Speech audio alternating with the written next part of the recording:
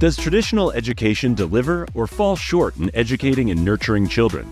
Introducing Aligned Learning Revolution, the show that confronts conventional norms and presents dynamic alternatives to transform education. Host Kohila Sivas tackles the foundational issues within classroom walls and advocates for holistic learning opportunities. It's time to reveal the strength of the innovative holistic NeuroGrowth learning approach that goes beyond conventional teaching or tutoring methods, assuring every learner of a stress-free learning journey to unlock their fullest potential. Now, join Kohila Sivas.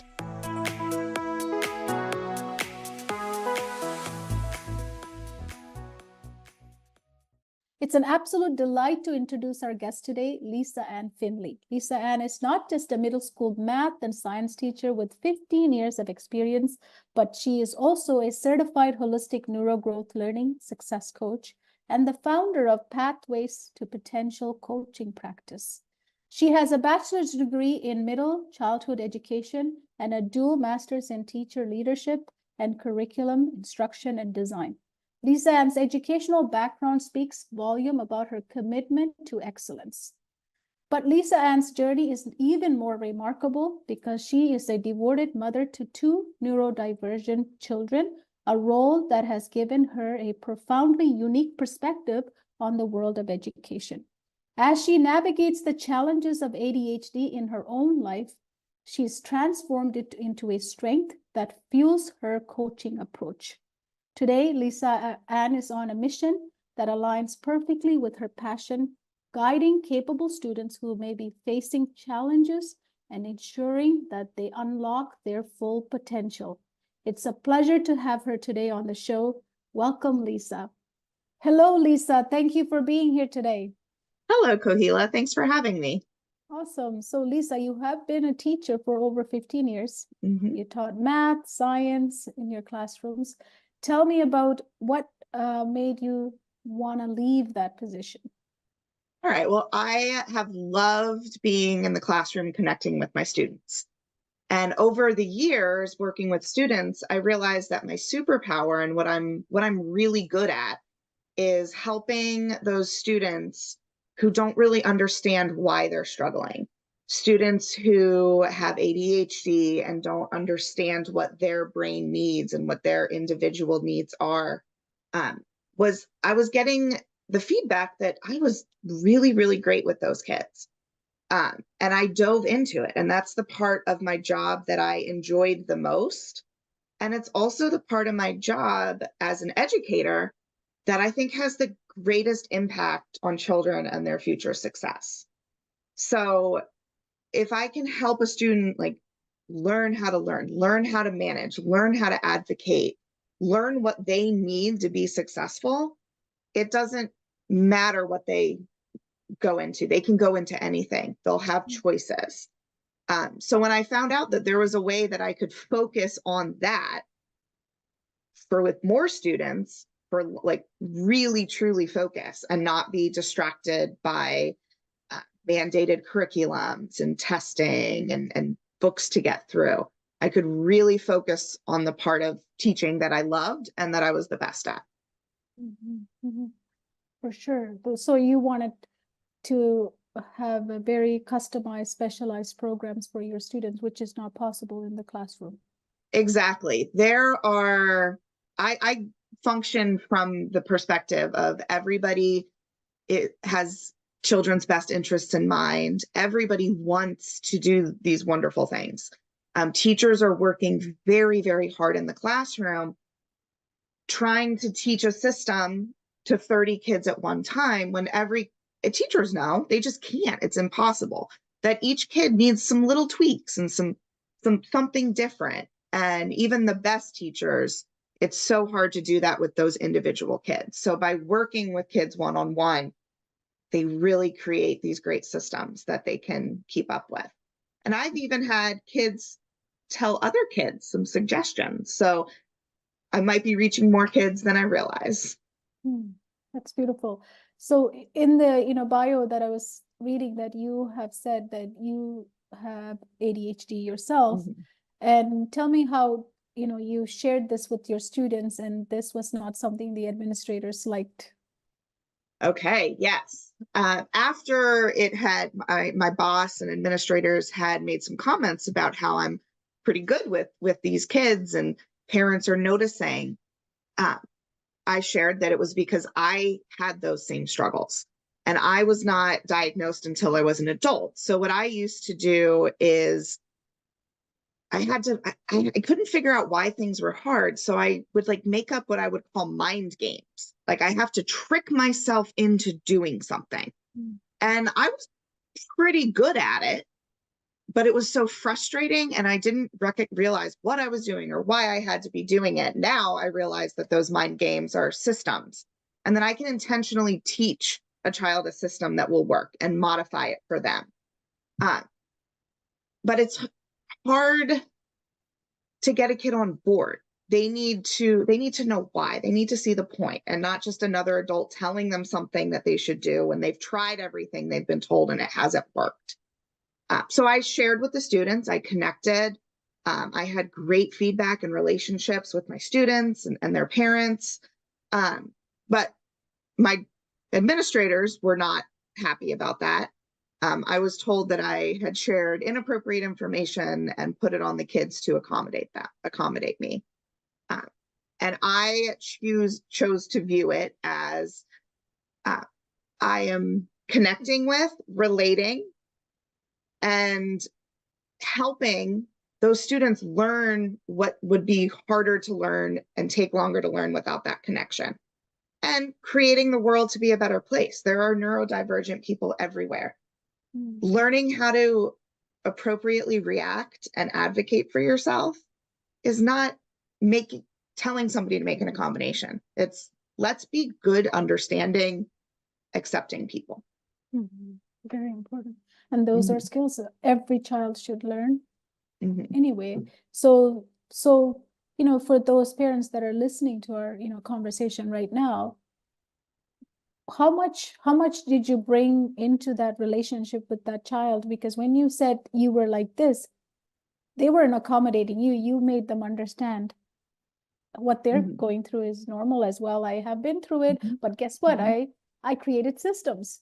If you can create these systems, you can be doing well as well, and you can trick your brain, your mind to work for you. So that must have been hard hearing that. That's not what you wanted to hear. Yeah, it was very challenging and very hard. And that's when I ultimately made the decision to leave the classroom, because I knew what I was doing and how I was doing it was what was best for kids. And kids needed that. You can go to the best schools with the best teachers, but without those fundamental skills that the best schools don't have the ability to customize, you're not going to reach your full potential. And your kids were getting results. So isn't that the ultimate goal?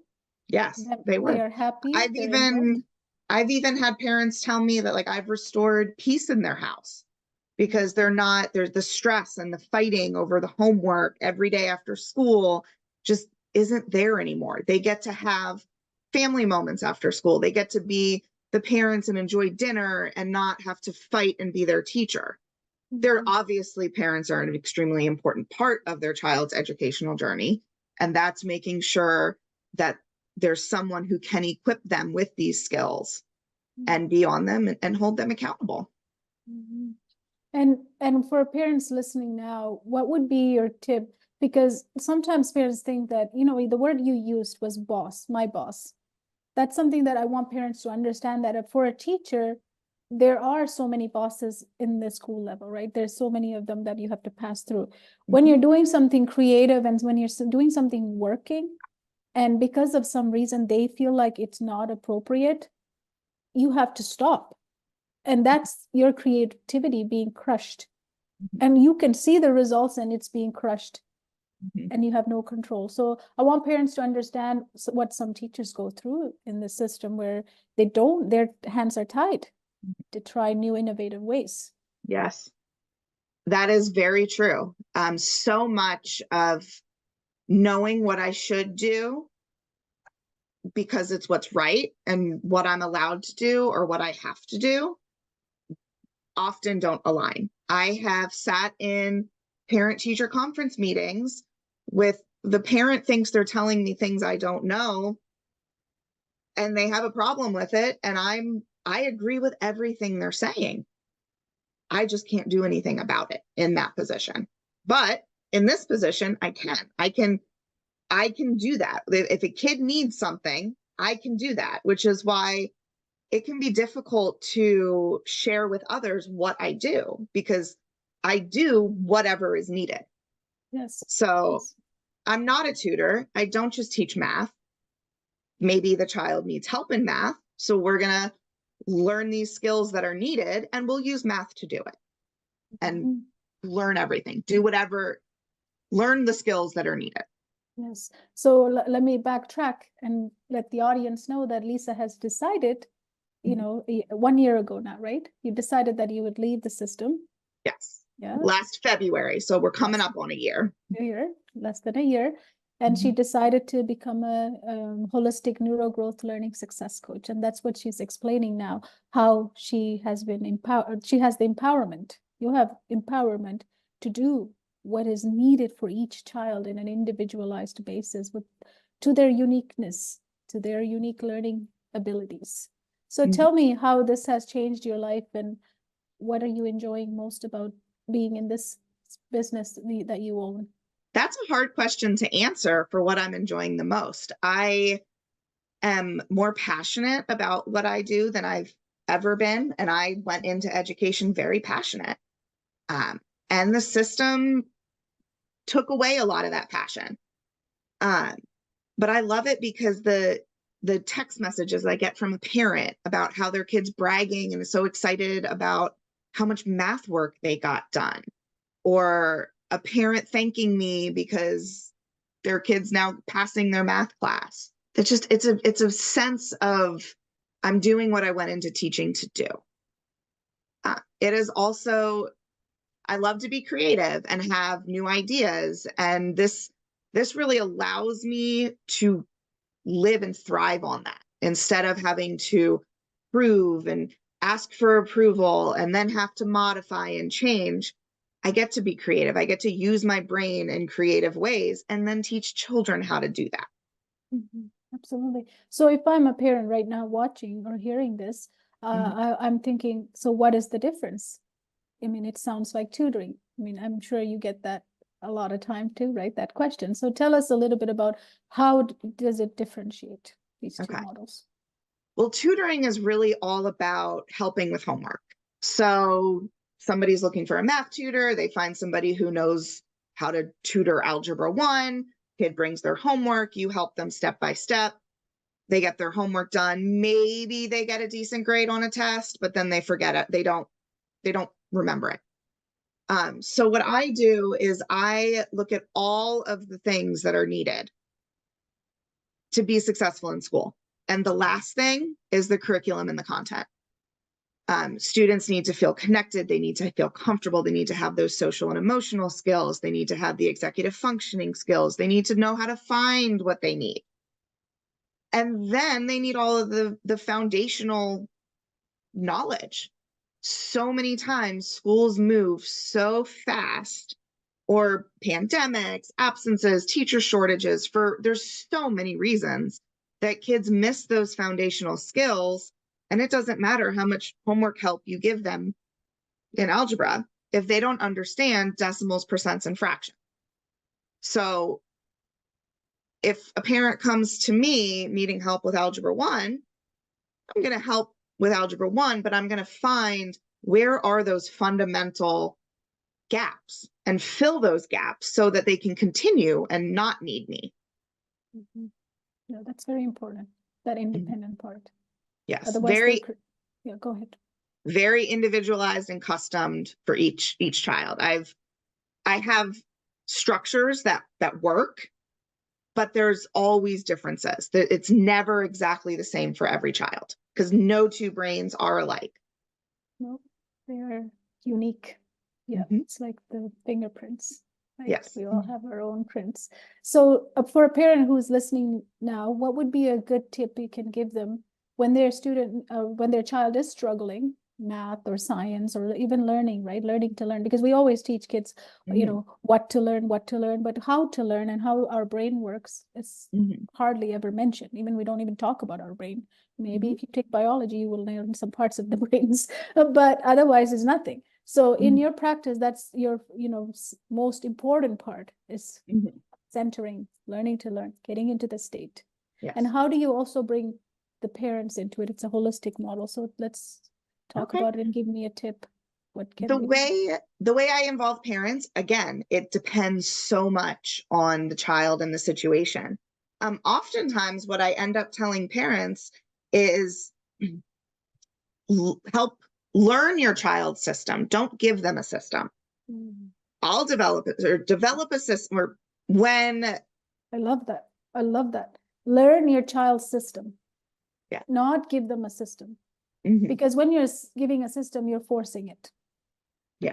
But if you learn your system, you can tweak it with them. Exactly. By learning your child's system, you're giving them autonomy. You can then make helpful suggestions. Follow up, help them recognize and use their system. And then they'll be so much more willing to modify and change and find things. If you expect a system or a new strategy to work immediately, or it's a failure, it's going to fail every time. Part of it is seeing how, if I had done this, then this wouldn't have happened. It's not, if you don't do this, this will happen, because kids they have to experience it. They have to believe it. One thing that is just a very common reason that students struggle, especially with ADHD or executive functions, or all kids, is just the organization and making sure that they've done the work they need to do. What teachers assign is intentional. There's an order to it. There's a reason. There's a method. And to get the benefit of the education, the child needs to participate in that. And to do that, they need to be able to visualize what they're doing, what they need to do, how to manage their time. And that is a skill that's hard to learn anyway. And now we're so reliant on online platforms that take away our need to or our ability to learn to visualize. So students need to keep a planner or an agenda that they write, that they keep, that they can go verify online, but that has to be theirs, because there's not an online portal for your life. And what I suggest to parents who are really just getting started, make it as simple as can be. Rip out any page in that planner you don't need. That's just a distraction. Use a month view this is when I get a lot of pushback from parents, is they're like, well, they need to write more. They need the week view.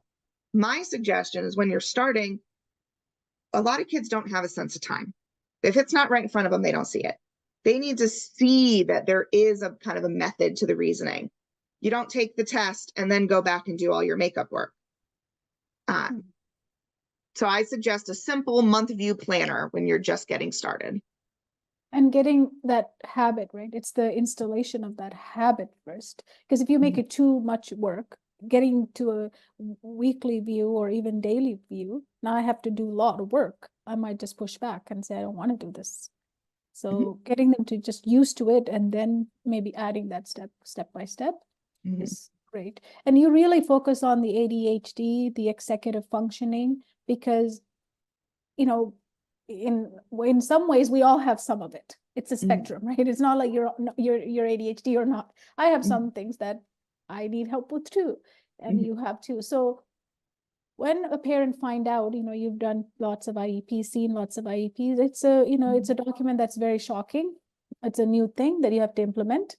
So what would be your suggestion for parents to understand and implement and keep it consistent? I find that, you know, over the years, there's a break between what happens at school, what happens at home. Now we're putting the child in the middle, clashing with two worlds. So how would they need to take the IEP and do the implementation? There's something that comes their way. I say consistent communication with teachers. Make sure that the teachers understand your child's needs. There's a lot of things that schools should do or could do There's a lot of things that you might think your school's doing. Send an email to each of your child's teachers at the beginning of the year, beginning of the semester, and just give them a little bit of information about your child. Say, I'm Lisa's mom. She does have an IEP. Here are some of the things that we have found have worked or that past teachers have tried that didn't work. Sometimes that's as useful to get it really on the teacher's radar, especially when a new semester is starting.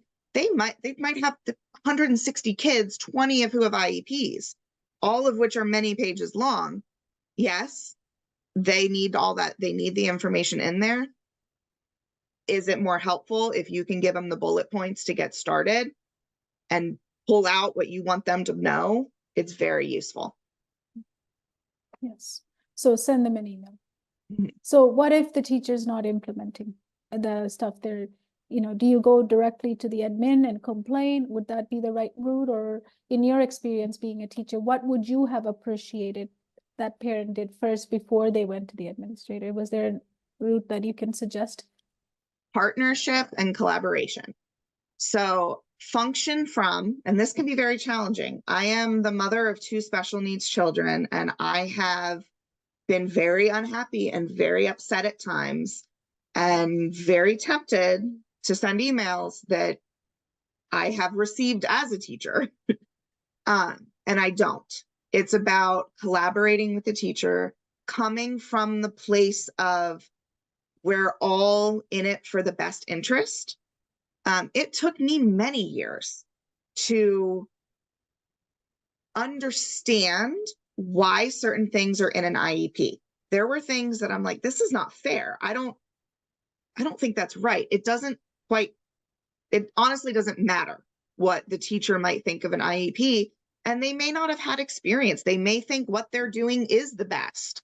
So it's reach out to the teacher, come from a place of curiosity. Why are you doing it this way? Oh, well, that's not going to work for my child because. Now, if you've reached out to the teacher and there's nothing happening, then it is very appropriate. You're your child's best advocate. Go up the ladder, but always start with the teacher and come from a place of good intention and collaboration.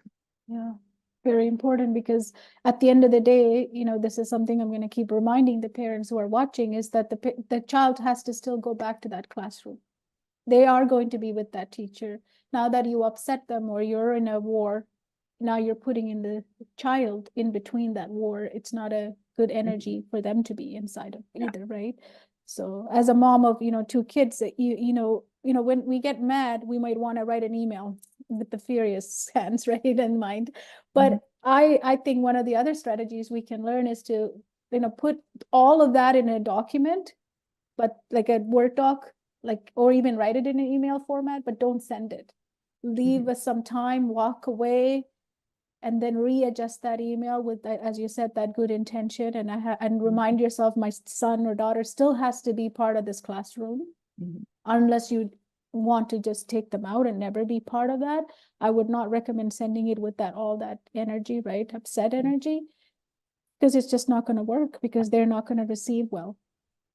Yeah. Those are all very great suggestions, Kohila. And I always put it in the perspective of, I've received these emails, and I've received some very disheartening emails for kids that I was losing sleep over. And like I said, as a parent, I understand. But as a teacher, it's hard. As a teacher, it's really hard. Exactly. So when there are times where when I'm the parent side of this, I will usually write an email and ask for a phone call, because when you're having a conversation face to face or just over the phone, you remember that you are dealing with a person, and it's really hard to convey partnership and genuine good with a difficult topic in an email. Yeah, because you're missing the body language. You can be a mom in tears, but the teacher doesn't see that. They're just seeing all these words that are, being written without any body language, So that's why in person, is very important. So let's move on to your, the way you teach math, you're doing some science, you're doing these, we were earlier talking a little bit about installing new operating systems, because you're all about systems, because that's what you were doing when you were young and creating systems. So tell me about some of the pillars that you use and what makes it so, that's what makes the positive results for the students, right? They get it fast and they see results, they're confident. So tell us a little bit about that.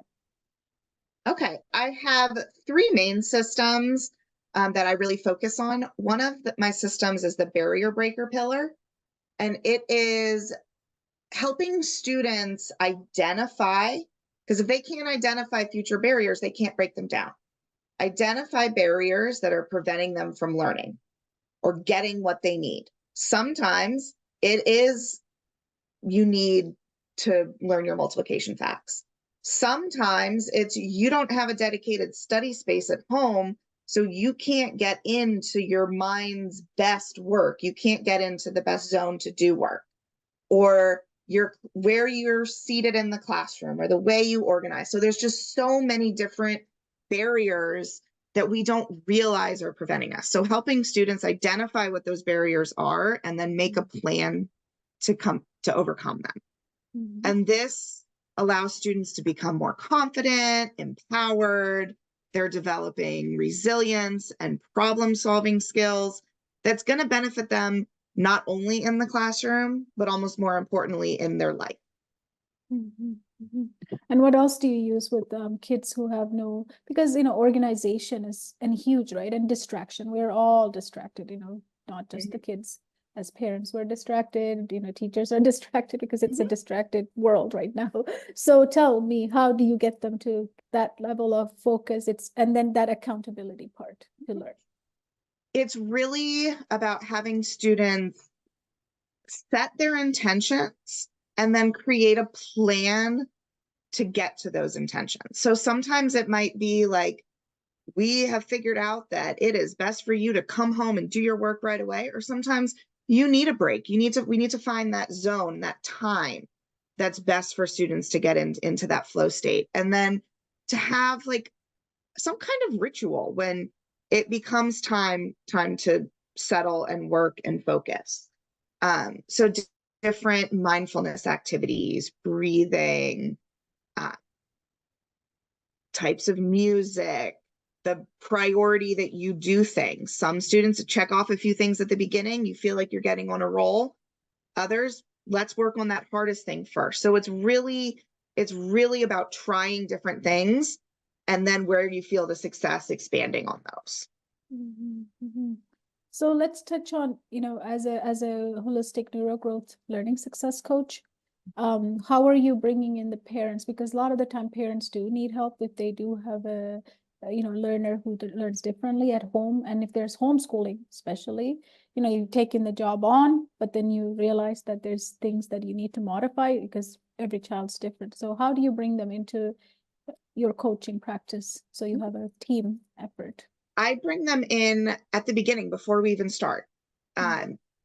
Everybody needs to have clear, established goals for what we're doing. We're doing whatever is needed, but we need to know what we've decided that is and make sure we are all working toward that.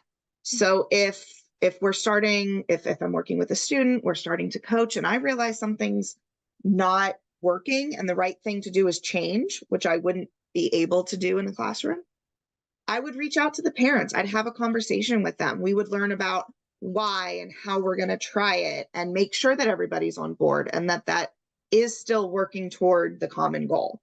And sometimes it's me telling a parent, like, I've got this. I don't want you to sit down and do your math homework with your child.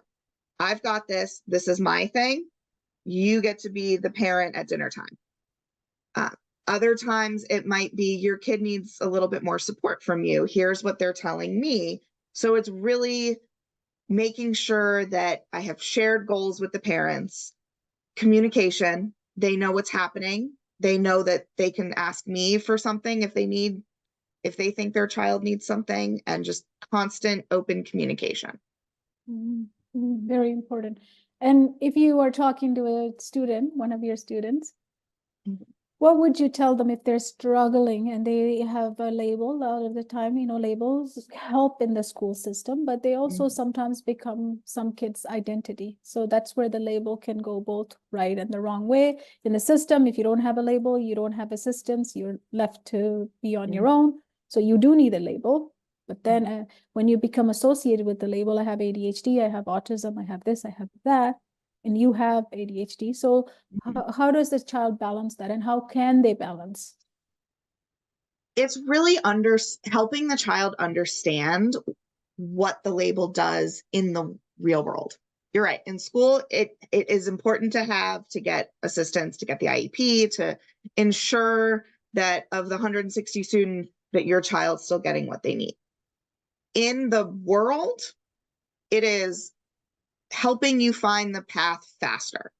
So I know that I struggle with ADHD. I have learned about what ADHD is so that when I need a new system, I'm probably going to pick the one that works faster because it gives me a guide of what to try first. So it makes no difference. Every single person's brain is different. What works for every single person is different. So it doesn't change the way I work with kids. It changes the guide we follow. But in the world, there could be a label for everyone. Yeah, because with our personality, we can have labels too, right? And this and that and this. So what about our parents? Let's give parents a tip. How can they, if a child keeps saying, I had students come into my, office sometime and they would tell me, I have learning disability, sorry. So it was like a badge. I'm like, that's great. Let's see what systems and what things we can work on. It's the way you learn. Let's look at how you learn, So what about for parents? It's hard because if the child start using it as a badge to get out of things because they learned that this is working, how can they help the child get out of that?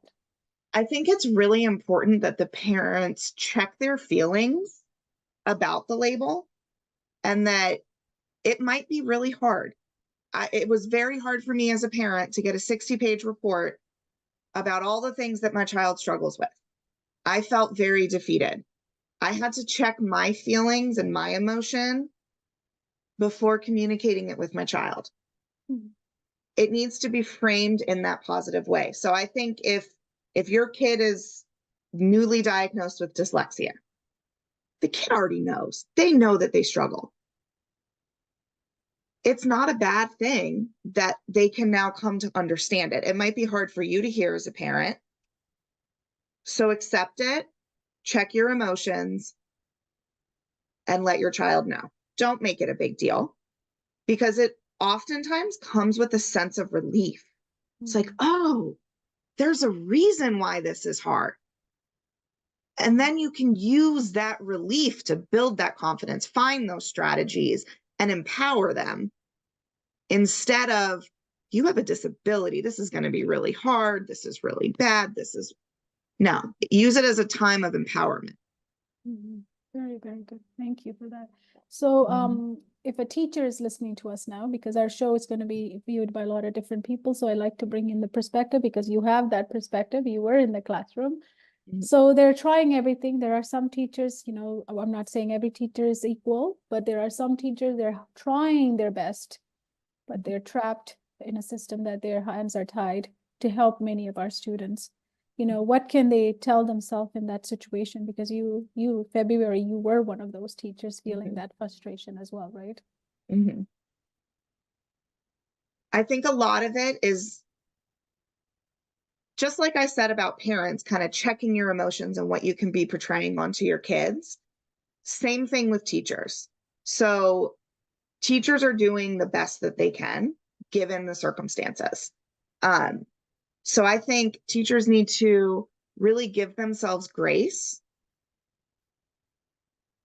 so that they're able to do what they can in the classroom. And if one of your students has a learning success coach, view us as a partner because I know how challenging it is.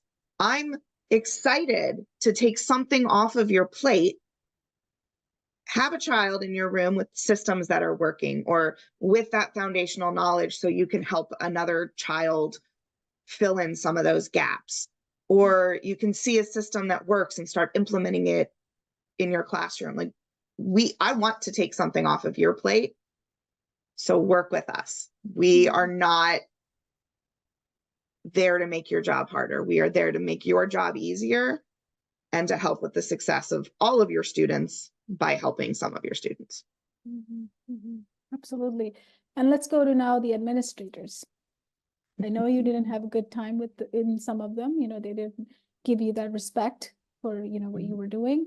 So, a lot of the time, as you said, the word boss, it is what it is at the end of the day. And parents need to understand that for a teacher, their boss are the administrators, the boss are the policymakers. So it's, it doesn't matter whatever curriculum is get changed, you got to implement it in the time given. If your child is weak and fallen behind, it doesn't matter. We just have to keep going and going and going. And we have to test at the end of the day, because that's what we're there for. So what can you tell the administrator to understand about the teachers and the situation in the classroom? Because they don't see it every day, right? They just come in once in a while and drop in and make decisions. Exactly. One of the things that I often think about is how long it has been since an administrator has been in the classroom. In 15 years that I've been in the classroom has completely changed. So can I ask you, as a parent, what changed? Because I'm curious now as a parent, what change did you see in the 15 years?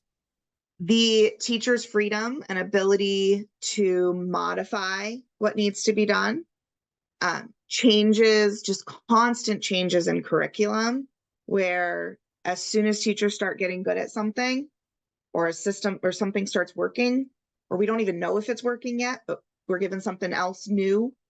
So I think teachers' autonomy of their classrooms have really, really gone away, as well as behaviors are increasing. And I think behaviors are increasing for many reasons. One of them being teachers aren't able to adapt to what needs to be done early on. So then there's learning gaps that are then going to add to behaviors. And it's just a snowball effect. So I would like to administrators, trust your teachers, set guidelines, but allow flexibility within the guidelines. Allow teachers to be creative, allow them to try something. And I say that also knowing that administrators also have a boss.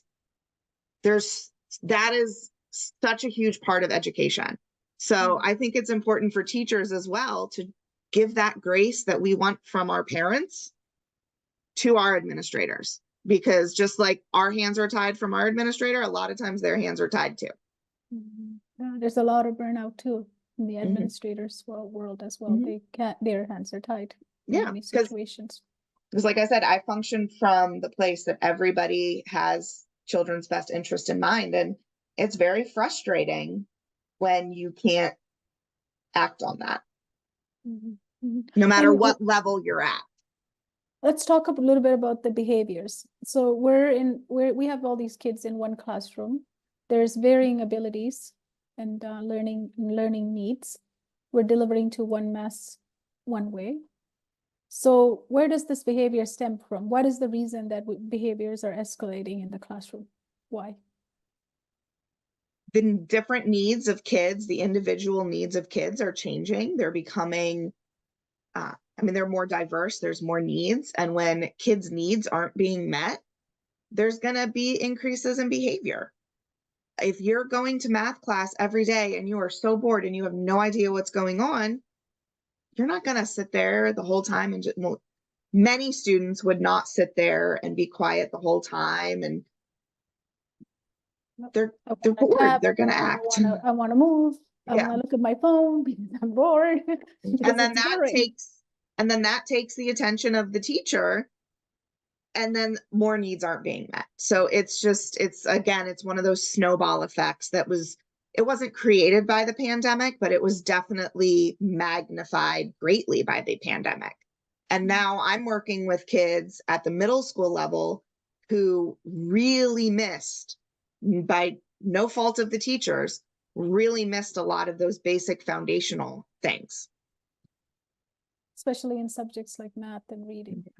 Yes. Has fallen a lot. So let's give some tips to parents about if they do have kids who have, fallen behind, or they're not at the level of their classmates. Because if you're in the traditional school, you have to get them up to that level. Otherwise, they're just falling day by day. Their motivation, they're struggling as a student internally. Who wants to sit and get bad graded papers, right? It doesn't do anything for your mindset. So how can parents help their kids, to move them forward if there's 3 years, 2 years gap? Parents need to recognize that schools aren't able to do it all. Teachers or parents need to invest in finding what those gaps are and filling them. Sometimes they might be equipped to it, other times they're not. So it's finding somebody who is equipped to really identify those foundational things so that your child can have choices later in their life. They've got to have those foundations, or it just crumbles and choices are taken away from them. And when you mean invest in time to sit.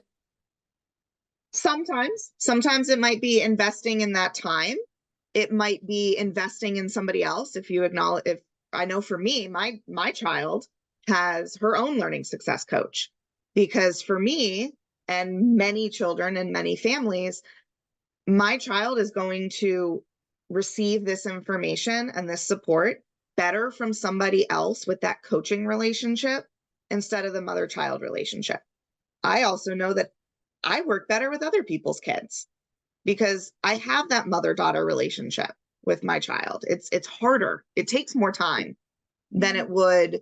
So sometimes the best option, I think oftentimes the best option is really find that person that is going to connect and fill those gaps with your child so that you can foster your parent-child relationship. Absolutely. So as a mom with 2 kids who needs, different needs in your family, how do you balance it all, Lisa? Because that's something parents struggle with as well, right? It's too many things going on. So how do you self-care for yourself? As parent, mom or dad, we need to care for ourselves. I implement the same things I tell to do with my students. I have worked hard to develop, and I'm always modifying different systems in my household. There needs to be specific times for parents to take care of themselves. You're a better parent if you take that time either away from your child or take that time with your child, not just being with your child, not time spent doing homework, not time spent doing chores, but do what rejuvenates you, because it makes the time that you do have with your children and the decisions you make regarding your children better. You can't serve from empty cups. If you have to fill your soul as a mom and a dad before you can. Your kids feel it. Your kids feel the energy. You might think you're really good at hiding it, but if you're burning out, your kids know it. And if you have that positive energy, your kids feel it. Yes, absolutely. Energy is everything. So tell me, how important is parents to share if they had some disability, themselves, or ability? It's not really disability. In the real world, it's a disability, but actually ADHD is an ability, because you have different ways to think that nobody else does. It's a superpower in my mind. But how should a parent share that with their kid, that like you did at the school system? I say definitely. That's the best way to just create a culture of acceptance and willingness to learn and connection and credibility. Like, I think it's beautiful when students and parents learn to advocate and own who they are. Like, we are all proud of who we are, and the way our brain works is part of who we are. And that, I think it's a beautiful thing to share and be able to have that empathy and that connection with your child and with others. It's amazing. And do you use the label? Would you use the label, or do you just say it as my brain works this way? I do it both ways. For 'Cause- my child with ADHD, I name it, because she's going to school hearing that label and she needs to know what that means. And okay, mommy too. And then mommy talks about it this way, as ADHD means it's the way our brain works. Our brains work sometimes different. But I don't know. Focusing on the label is not necessary. But if they're hearing it at school, they need to see that the connection's there. Yeah, and also normalizing it. Yeah. The more you talk about it, it just becomes like, yeah, I have ADHD, but I think differently. At the same breath, if we can say that, I have great systems I've implemented because I have ADHD, because my brain works differently. And amazing things have happened in my life because I have ADHD. Like, my daughter is adopted, and sometimes it takes families, they say, a minimum of 6 months to do a home study, and sometimes it takes 2 years to get everything in place. My ADHD allowed me to hyper focus and do it in 1 week. Nice. There's amazing things about it. Now, what you had said made me think of what I've been learning. I am not an autistic person, so I do not speak from the autistic point of view. But once my son was diagnosed with autism, I did a lot of research, and I think the best way I can support my child whose brain works in a way that I don't understand, because my brain is different. I listen to people who live with the lived experience.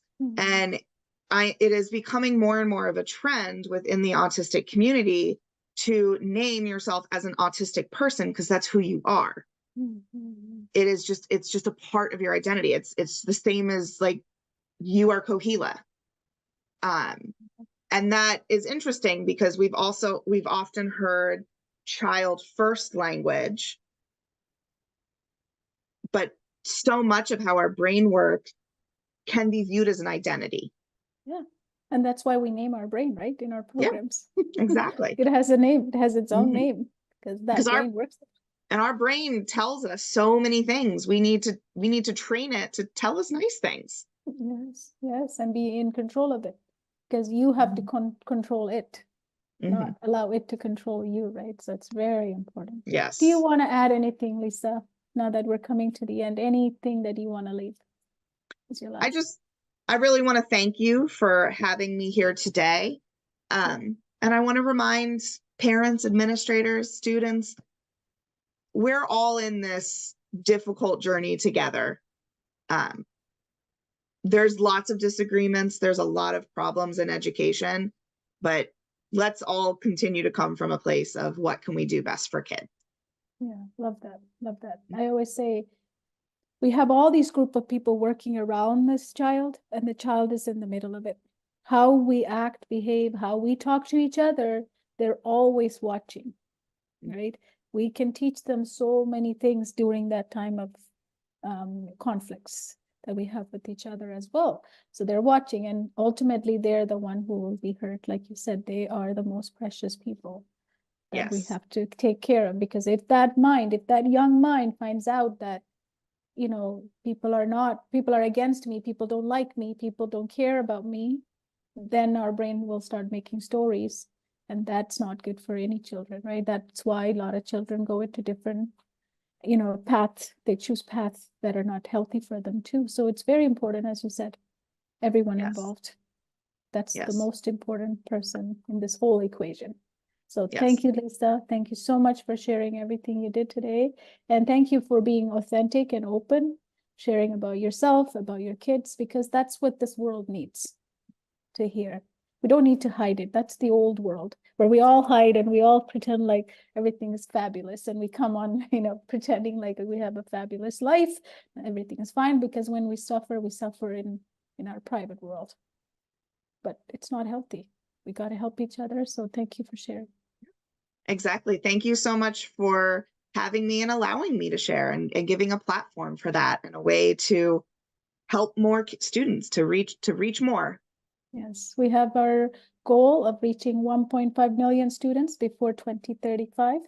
That's our holistic view for mission for all of our coaches. So thank you for parents, for watching this, and all of the other people like teachers and students. If you're in this watching us, we really know that you have the, oh yeah, I forgot to ask, what would you tell your students? Give them something before you go.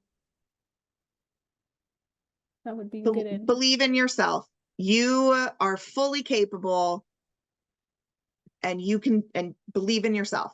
You deserve to get what you need. Love it. Love it.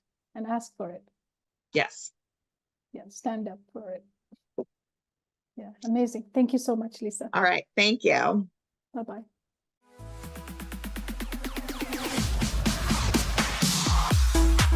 Thank you for tuning in to today's episode. Our purpose for this episode was to spark a reevaluation of the current education system. For more episodes offering practical and comprehensive strategies to enhance learning, please visit www.learningsuccessacademy.com. It is crucial to ensure that children have access to the holistic neurogrowth learning approach, enabling them to break free from the constraints of an outdated educational framework. This is your opportunity to gain insight and break away from a flawed system, setting your children on a path to lifelong success that truly nurtures their thirst for knowledge. That's all for now. We look forward to having you join us for the next episode.